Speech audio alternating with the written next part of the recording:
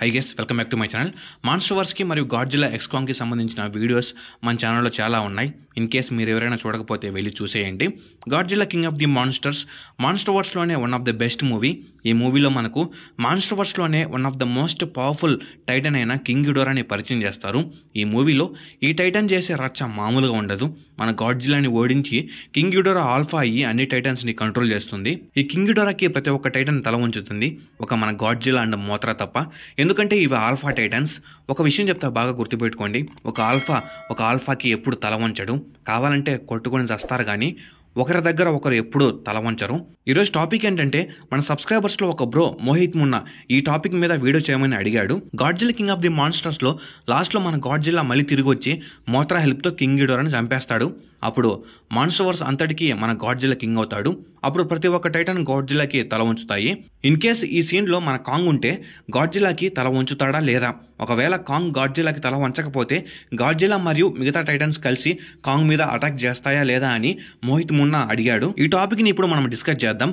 Already నేను king గిడోరా alpha కాల్కి Kong ఎందుకు respond కాలేదు, ఒకవేళ అయ్యి అక్కడికి వచ్చి ఉంటే ఏమయ్యేది అని ఒక వీడియో చేశా.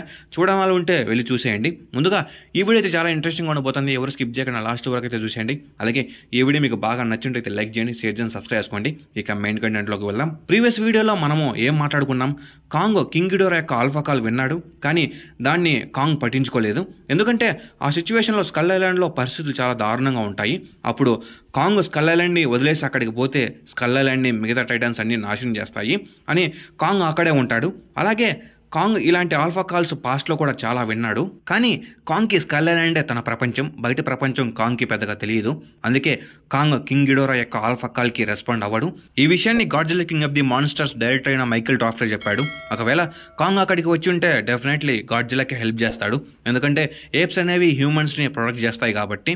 ఓకే, ఇప్పుడు మనందరం Kong Godzilla king of the monsters last ఫైట్లో ఉందని అనుకుందాం. మోత్రా అండ్ కాంగ్ కలిసి గాడ్జిల్లాకి హెల్ప్ చేస్తారు. అలాగే మోత్రా తనను తాను త్యాగం చేసుకొని గాడ్జిల్లాకి హెల్ప్ చేస్తుంది. అలా కింగ్ గిడోరాని గాడ్జిల్లా చంపేస్తాడు. ఇంకా అన్ని టైటన్స్కు గాడ్జిల్లా ఆల్ఫా కింగ్ అవుతాడు. అన్ని గాడ్జిల్లాకి తల ఉంచుతాయి, ఒక్క మన కాంగ్ తప్ప.